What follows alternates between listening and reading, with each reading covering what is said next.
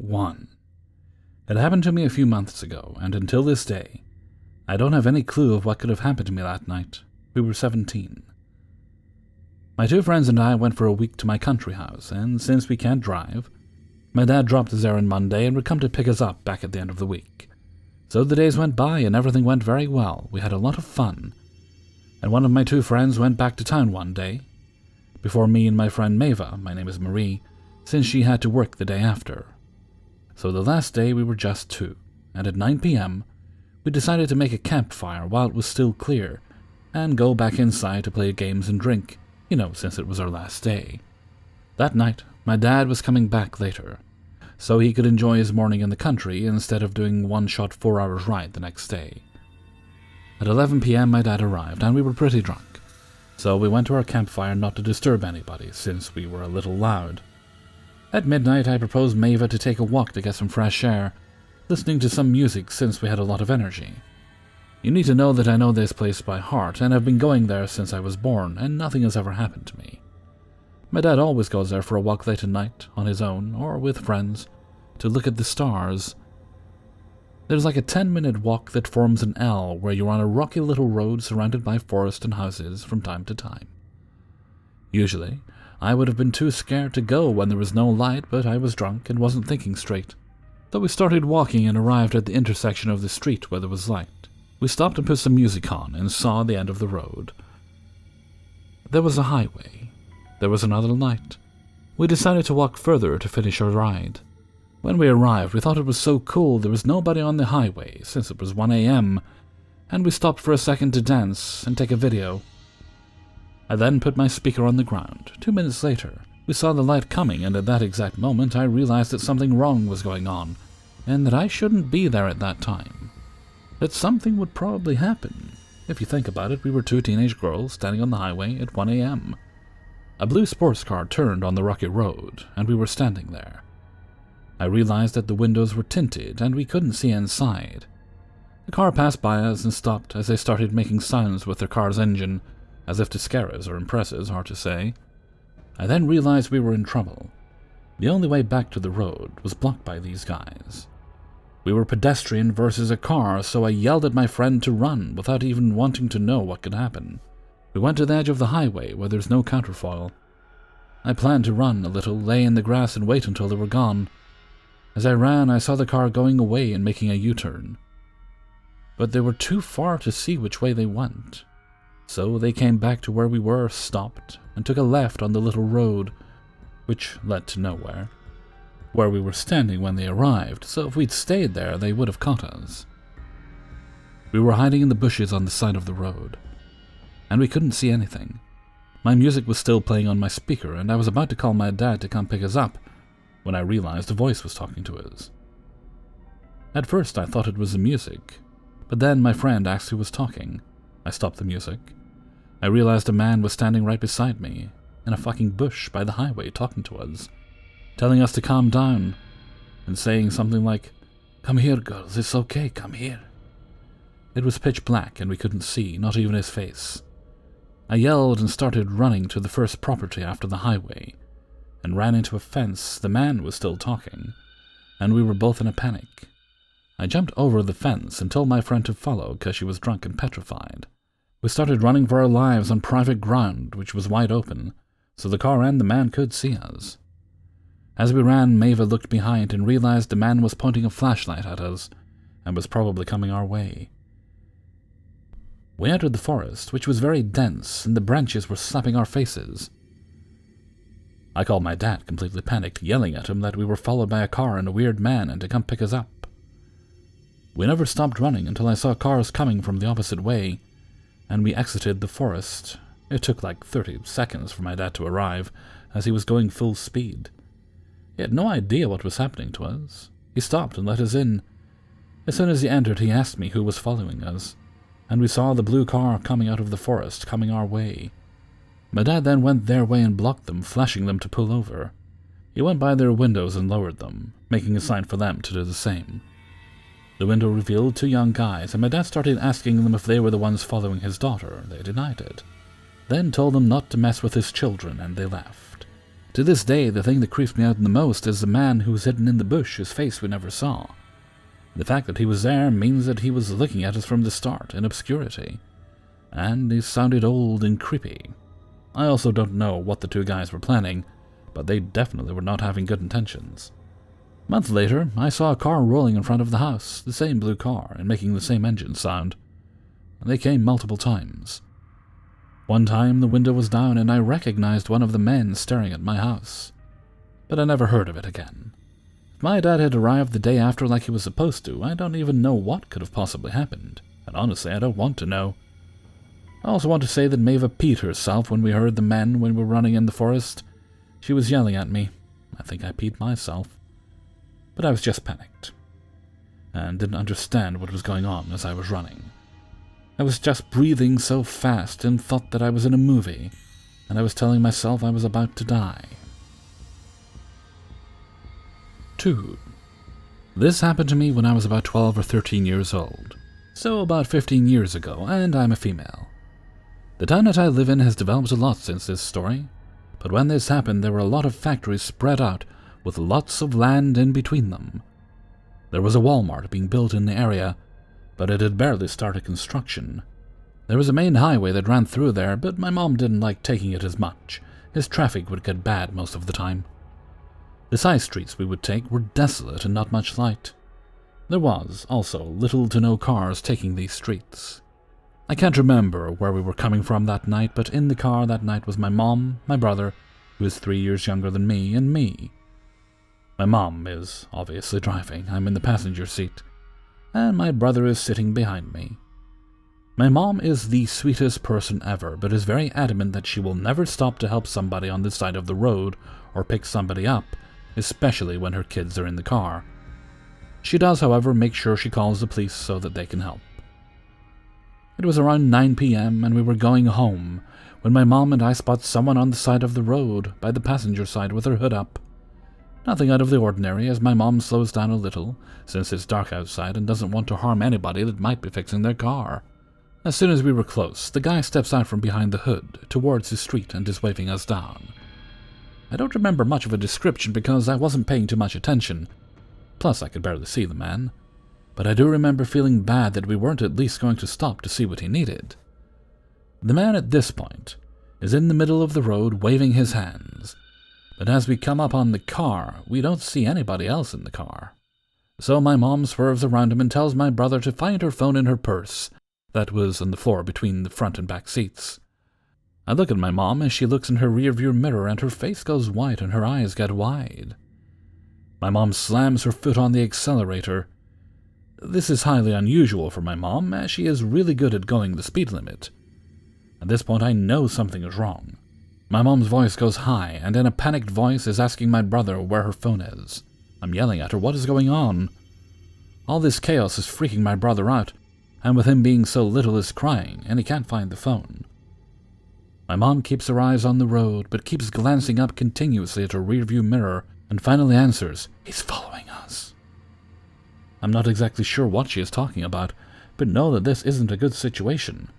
My mom is speeding towards the highway, and thank goodness there is no traffic. I look in the back window and see somebody passing cars, trying to keep up with my mom. I ask her where she's going, and she told me she's heading to the police station. As we are getting closer, my mom tells me to jump out the back as soon as she stops the car and grab my brother from the back seat, while she runs around the car to meet us. My mom stops right in front of the police station and doesn't even wait for the car to fully come to a stop before she puts it in park. I open my door as fast as I can and grab my brother, who has quickly opened his door. I take off in a full sprint with my brother in one hand and my mom in the other hand. Once we finally talk to a police officer is when I finally understand the full extent of what happened. My mom told the officer that once we passed the guy with a broke-down car, he quickly ran to the hood, slammed it. He then got into his car and sped after us. That was when my mom knew this guy had horrible intentions for us. She said he was trying to speed up to get on one side of us, but she was able to speed up to avoid that. Once my mom turned toward the police station, she said the guy stopped following her, but she still wanted to get to the police station in case he changed his mind. She gave the best description of the guy in his car that she could, but because everything happened so fast, she didn't get a license plate number. I'm pretty sure the police never found him. I'm also not sure what the guy had planned for us if we actually stopped to help. But I know it was nothing good. To the guy that faked his car being broke down in an empty street, let's not ever meet again. 3.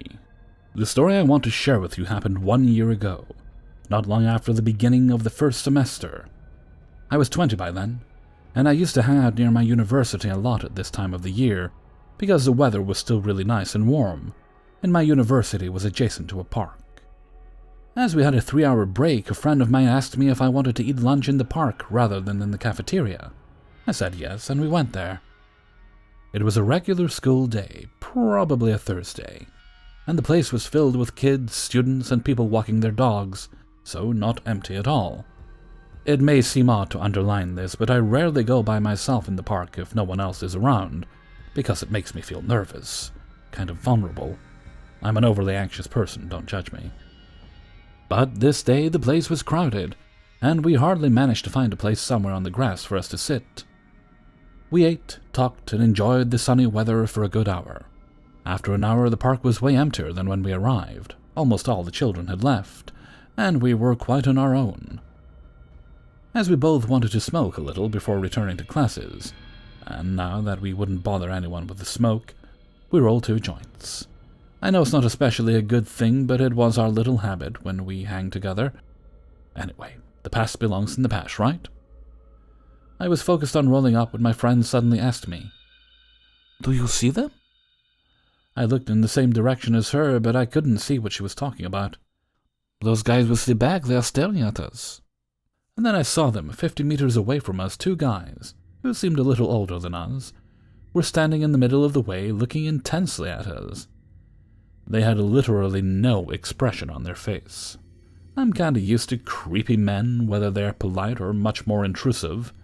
You know, those who follow you in the streets, those who inexplicably stare at you in the bus for 30 minutes, those who won't leave your side until you give them your number. It can be really easy to get rid of them, but those kinds of encounters are often awkward, embarrassing, or worse. So I felt a little uncomfortable, although I wasn't worried. As I kept looking at them, I understood that they were going to talk to us. I asked my friend if she knew them, and she answered no, adding that she hoped they would not come over to say hi. Unfortunately, 3 minutes later, they were right in front of us, smiling. The first to talk introduced himself as Manny. He was a small, short-haired guy who was obviously on drugs, but I wouldn't know which ones, to be honest. The other one was a tall, pale, quiet guy. I can't remember his name. Let's call him Steve to make things easier. Manny talked and smiled a lot. He introduced himself and his friend, asked us about our day, praised the warm temperatures. He seemed either unable to shut up or desperately trying to play it cool with us. Before we could even tell him to leave, he invited himself to join us on the grass, assuming that would be okay with us. As a welcoming gift, he opened his bag. It was a huge plastic bag, one you would take to do some groceries, and showed us a 4.5-liter bottle of vodka. I couldn't help but judge them. It was like 1 p.m. in a park in daylight, so it felt kind of ridiculous to me. His friend handed us tiny, already used paper cups, but we declined the offer, saying that we needed to stay sober because we had classes to attend 2 hours later. Unfortunately, they had already drank a fair amount of vodka, and they kept insisting until my friend told them, "I am not the type of person who would drink vodka right after lunch. I either drink it on Friday with my friends or pass my turn. Don't ask us again." I should tell you now, my friend is not a scaredy cat at all. To be honest, she's the bravest person I've ever met, and she's never uncomfortable in front of strangers. Usually when she's bothered by a weird guy, she either acts weirder than him to make him feel more uncomfortable, or laughs it off, making jokes and acting friendly, until she tells him to leave because she'd rather be alone. Or in the worst cases, she kicks his ass and leaves. So, even if she didn't want their company, she was still unperturbed and relaxed, way more than I was, and it felt good to have her by my side. They must have felt that she was serious because they stopped insisting, and instead they started to ask us things like, "Are you students? Do you have a boyfriend? Can I have your number?" and so on. We were both in a relationship and not interested in the two of them, but it didn't stop them from flirting. They kept complimenting us in a heavy, unpleasant, clumsy way, and we began to feel embarrassed. We could clearly tell that alcohol was unleashing them. They were annoyingly enticing, openly flirty, and it escalated quickly from sympathetic remarks on the way we were dressed to nasty sexual advances. And I said we were not interested, but they didn't take no as an answer. I was so uncomfortable that I avoided eye contact as much as I could, while trying to find a way for us to get out of this situation. At this point, 2 other guys, supposedly their friends, came and sat with us, even though we didn't tell them that they could. They looked dirty, idle, and stoned, and one of them had a scrawny dog full of fleas, not really reassuring, but we kept our thoughts to ourselves. My friend said something like, "We should probably go back to college now." But it didn't work the way we planned. They offered to come with us, claiming that it was not the first time they crashed classes just for fun. We replied, "No thanks, we don't want to get into trouble." But Manny insisted again. We declined. He kept insisting, saying, "Don't worry, it's no big deal," and suddenly pulled a gun out of his pants and brandished it in front of us, with a proud expression on his face. We immediately stopped smiling. First, because we live in France, carrying guns is neither allowed nor usual. And second, because we felt trapped. The gun looked old, but real, heavy, and extremely dangerous in his drunken hands. It was not funny anymore. I was genuinely afraid of what would happen next. One of his friends, the one with the dog, Nick, we'll call him, started to panic, got up and said, "Are you fucking crazy? Don't you know I got heroin on me?" To which Manny called, "Chill out, there are no cops here." His friend shook his head and took his bag, ready to get out of here.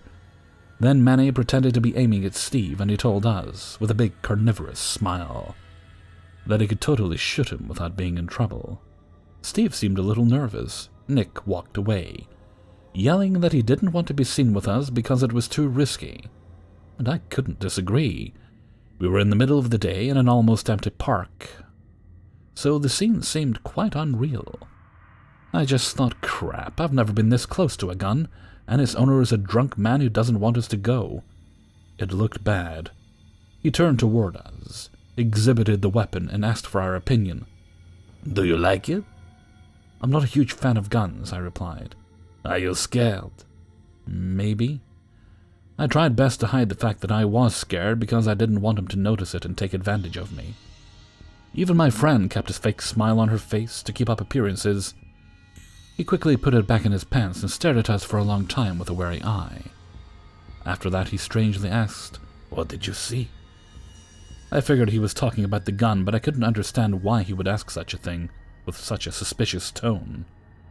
He asked again, so I said, "I saw nothing," and he laughed. My answer may seem stupid, but I didn't want him to feel proud, or to give him this kind of power over us by letting him know that we were afraid of the weapon. I thought it was stupid to carry a gun and to point it at his friend, but he simply kept laughing, and his laugh sounded awful to my ears, like the one of a cold-blooded sociopath. I was so nervous that my hands were shaking. My friend must have noticed it because, all of a sudden, she took my arm and told everyone, "Oh crap, we're late, we must go. Have a nice day." Before running away, they shouted, "Can we have your phone number at least?" And she replied without even looking back, "No, but have a nice day anyway." We never walked so fast to get to classes in this day. Even though we ended up not attending the lecture because our teacher was sick and we didn't know, we were still so astounded by what just happened that it took us several hours to process, and after that we avoided the park for a long period of time. So did the drunk, creepy guys of the park who had a gun for no reason. Let's not meet again, ever. Fact is, we had no idea who they were, what business they were in, or the kind of things they could do. We could only make assumptions because, well, some of them were casually carrying hard drugs and Manny had a gun, but one thing was for sure. They all seemed pretty fucked up as human beings. We could have asked them why they had those things on them, but it felt too risky. We were two defenseless girls, and it felt safer to stay quiet about those delicate subjects. We also never told the police because we had no idea of what proof or evidence we were supposed to give them. I hope it makes sense to you as well. Hey everybody, Hellfreezer here, and thank you very much for listening to 3 True Scary Stories, episode 533. And thank you very much to everybody who allowed me to use their stories in this video. Let's see, when's this come up? It goes up on Wednesday. That will be the 11th. And, okay, we're practically at the middle of November already. Right. I have to get a couple of little, I think they're called money wallets. It's basically a card, but you put money in it. It goes in an envelope. I remember to get a couple of those. Don't know how, well, I suppose I'll just have to drop them off, really, is what I'll do. Usually what I do on Christmas Day is I'd go around on Christmas Day, spending a lot of time with the family, then I'd go home and finish making dinner. And I can't really do that this year. I certainly won't be able to visit with family on New Year's Eve to see in the new year with. I guess a text will be it. We'll save hugs for when we're all vaccinated. Okay, and on that note, I'm going to head off for now. So until next time, thank you very much for listening, and take very good care of yourselves.